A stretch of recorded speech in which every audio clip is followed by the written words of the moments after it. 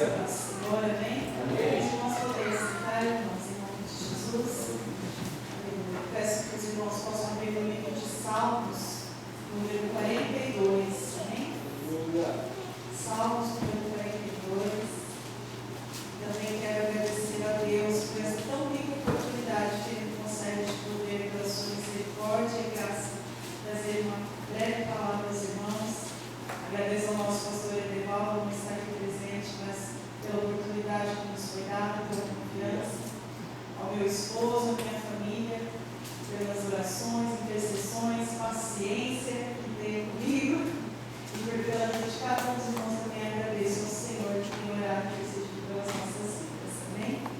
Salmos, número 42, apenas 2 versículos, irmãos, versículo 5 e o versículo 11.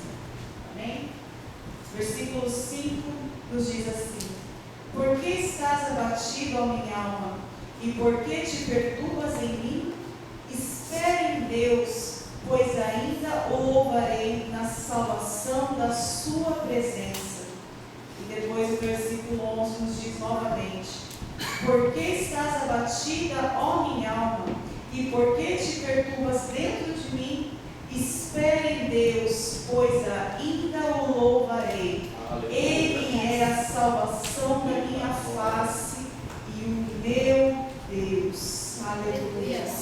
Peço agora que os irmãos possam abrir lá no livro de 2 Reis, capítulo 4, a partir do versículo 18. Nós vamos estar aqui meditando nesta breve palavra que o Senhor nos concedeu pela sua misericórdia e graça. 2 Reis, capítulo 4, a partir do verso 18. Amém? Onde nós temos esse salmo diz: Por que estás abatido, a minha alma, e por que te perturbas dentro de mim? Espera em Deus. Esta palavra esperar, meus irmãos, tem o mesmo significado de confie em Deus, creia em Deus, porque Ele é a minha salvação, Ele é a nossa salvação. E muitas vezes, quando as lutas, as angústias, as aflições batem à nossa porta, a tristeza vem, porque somos seres humanos, somos falhos, somos carne, e a nossa alma fica triste, ela fica angustiada quanto ao dia de amanhã, como que vai ser, o que vai acontecer. Mas que nós devemos fazer nossa oração, as palavras do salmista: espere em Deus, pois ainda o louvarei. Nesta noite quero trazer uma meditação aos irmãos sobre nós crermos contra as circunstâncias. Nós, quando estamos no mundo, nós somos guiados pelas circunstâncias. Se as circunstâncias nos são favoráveis, estamos bem, estamos alegres. Mas quando algo sai fora daquele caminho que nós tínhamos traçado, muitas vezes ficamos com raiva, ficamos irados ou nos entristecemos.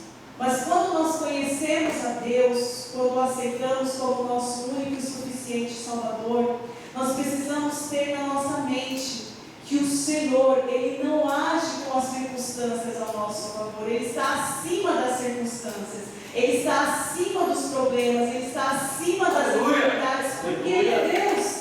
Ele faz como Ele quer, Ele faz da maneira que Ele quer, no tempo e na hora que Ele sabe que é o melhor para nós. Aleluia. E aqui nós vemos no livro de 2 Reis, nos conta a história da mulher sunamita e do seu filho. A palavra de Deus nos fala que o profeta Eliseu, ele passava, quando ele subia para a cidade de Sunem, havia ali uma mulher rica, a qual toda vez que ele passava pela sua casa, ela o convidava para que ele ali entrasse e se alimentasse. E por várias vezes ela fez esse convite, até que um certo dia ela disse ao seu marido que ela via que ele era um homem de Deus, que ela achava bom que se fizesse ali um quarto para ele pudesse repousar ali. E ela assim, outra vez que ele veio, ela assim já tinha preparado este lugar e disse para que ele ali se repousasse, tivesse aquele lugar para ele descansar das suas viagens. E a palavra de Deus nos fala que o profeta disse ao moço que o acompanhava, Geazi, que essa mulher estava tratando eles tão bem, fazendo coisas tão boas a ele. O que ele poderia fazer? Ele disse para que Geazi chamasse essa mulher à sua presença. E essa mulher foi até ele ali, e ele disse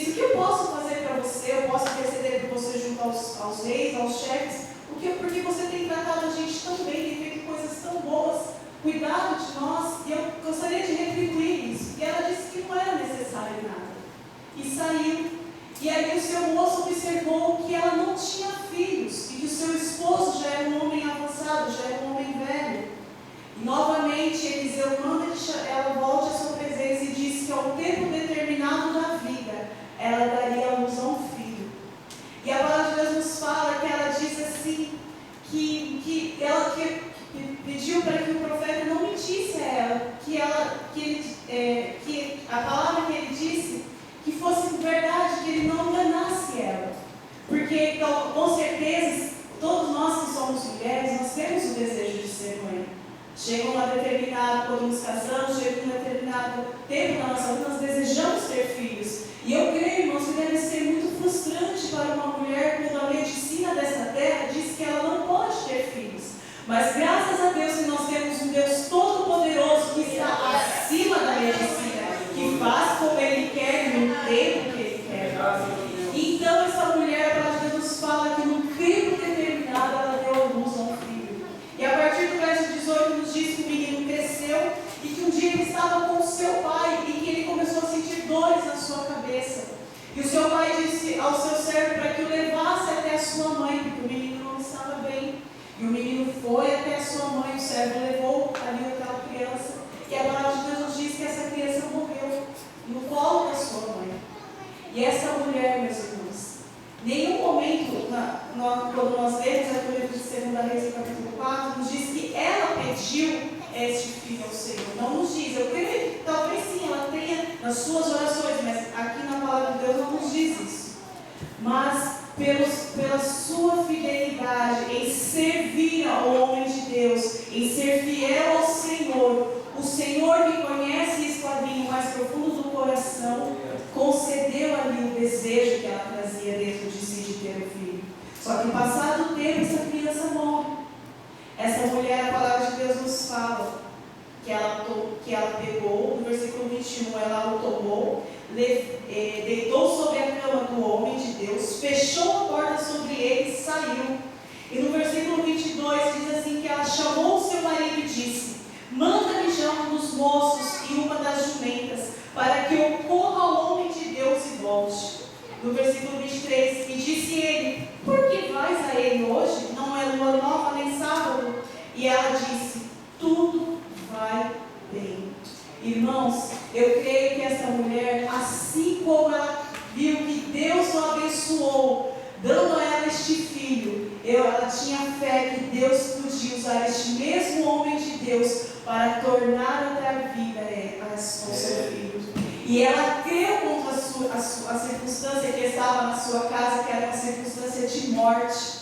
E a palavra de Deus nos fala que ela vai até ali, e no versículo 24 nos diz que o profeta viu que ela vinha chegando e manda Geazi perguntar para ela: vai bem contigo? Vai bem com o teu marido? Vai bem com o teu filho? E a resposta dela para Geazi é: vai tudo bem. Irmãos, essa mulher, ela foi uma mulher sábia. Ela sabia com quem derramar a sua amargura, a sua angústia de coração.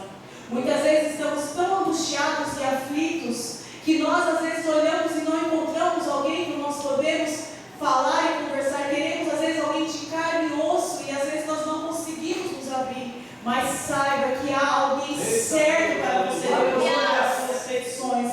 E essa pessoa é o Senhor Jesus Cristo. Aquilo que você, meu irmão, não consegue muitas vezes abrir para o seu próprio marido, aquilo, meu irmão, que você não consegue falar com a sua própria esposa, muitas vezes, as lutas que você passa, corra aos pés do Senhor. Vá à pessoa certa que vai te ouvir, que vai te entender e que vai trazer a resposta para você, segundo a sua boa vontade, que é o nosso Senhor. E a palavra de Deus nos fala que ela não disse nada ao seu marido, que ela não disse nada ao moço que servia ali ao profeta Eliseu, mas que quando ela chegou ao profeta Eliseu, a palavra de Deus nos fala no versículo 27, que ela se pegou nos seus pés e que Geazi tentou retirar, disse porém o homem de Deus: deixa, porque a sua alma nela está triste enche de amargura, e o Senhor me encobriu e não me manifestou. Aleluia. Ela sabia para quem derramar a sua queixa, ela sabia para quem derramar a sua lágrima. Ela foi ao homem de Deus,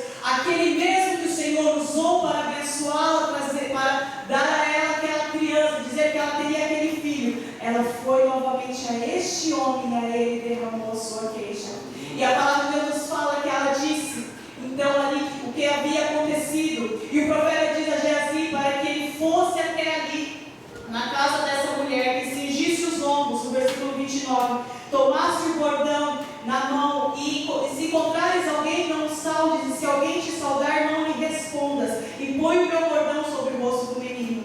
Mas a mãe do menino disse, vive o Senhor e vive a tua alma, que não te hei de deixar. Aleluia. Ela sabia a quem recorrer. Ela cria que Deus ia ouvir mais uma vez a petição daquele homem de Deus e disse, não, eu quero que você vá até a minha casa e você ore pelo meu filho. E a palavra de Deus nos fala que Eliseu vai e ali ele ora, se deita sobre o menino uma vez e o corpo do menino se aquece, mas ele ainda não se levanta e ele anda pela casa e mais uma vez deita-se novamente sobre o menino. E então o menino espirra 7 vezes e torna a vida. Irmãos, ela passou porque ela sabia a quem recorrer. Aleluia. Irmãos, não saias abrindo o seu coração, minha irmã e meu irmão, para qualquer pessoa. Existem homens e mulheres de Deus nesta terra que estão aptos para te aconselhar, para te ajudar. Mas acima também destes homens e mulheres, porque nós somos seres humanos e somos falhos, existe o nosso Deus, que é todo poderoso. E que antes mesmo de nós falarmos, Ele já sabe do que nós precisamos. Aleluia. No livro, aleluia, de Marcos, no capítulo 5, também nos fala sobre mais uma mulher que soube a quem recorrer. Só que diferente da mulher sunamita, a palavra de Deus nos fala da mulher do fluxo de sangue, que durante 12 anos ela sofria deste mal e que gastou tudo que ela tinha com os médicos e não alcançou a cura. Ela foi ali, meus irmãos, depositou a sua confiança na medicina na terra, mas a palavra de Deus fala que por 12 anos nada adiantou a ela, mas que ouvindo falar de Jesus, aleluia, diz que essa mulher diz que se tão somente eu tocar nas suas vestes, eu posso ser curada. Quando ela ouve falar de Jesus, a palavra de Deus nos dá a entender que até então ela não conhecia Jesus, mas a partir do momento que ela ouve falar deste Deus, de Jesus que curava as pessoas, então ela disse, tão somente eu tocar, Ele pode me curar. E irmãos, a palavra de Deus nos fala que havia uma grande multidão em volta de Jesus e que a multidão o apertava, mas essa mulher ela só tocou. E assim que ela toca, ela recebe a sua cura. E Jesus percebe que alguém o tocou de maneira diferente. Irmãos, a nossa fé em Deus move as suas mãos por nós. A nossa fé, Deus, Ele contempla o nosso coração e sabe se realmente você está crendo no Senhor. Irmãos, não há nada impossível que o nosso Deus não possa fazer. Aleluia.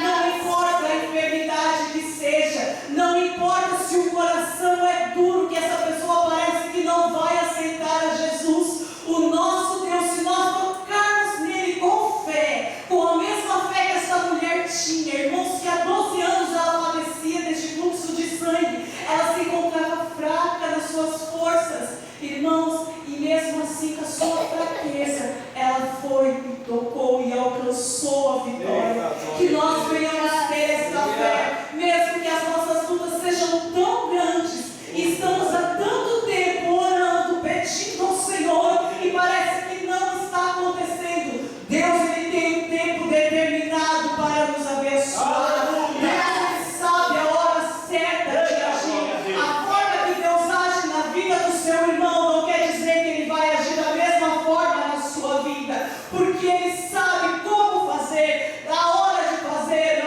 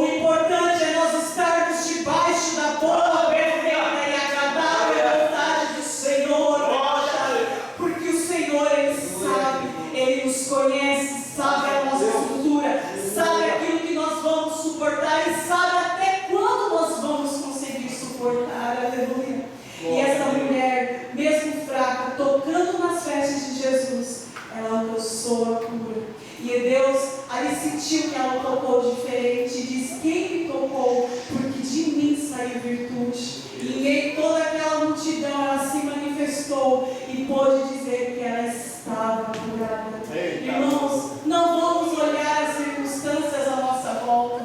Não vamos crer nas circunstâncias.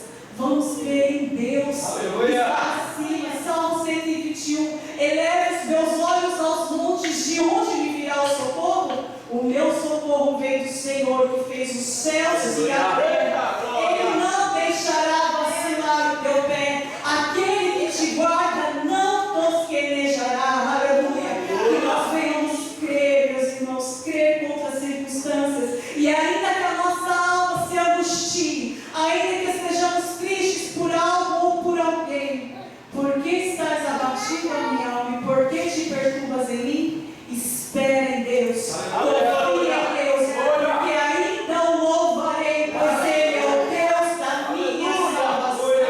Aleluia. Que aquilo que eu não pude transmitir, conseguir com as minhas palavras, que o Espírito Santo continue falando com cada irmão, em nome de Jesus.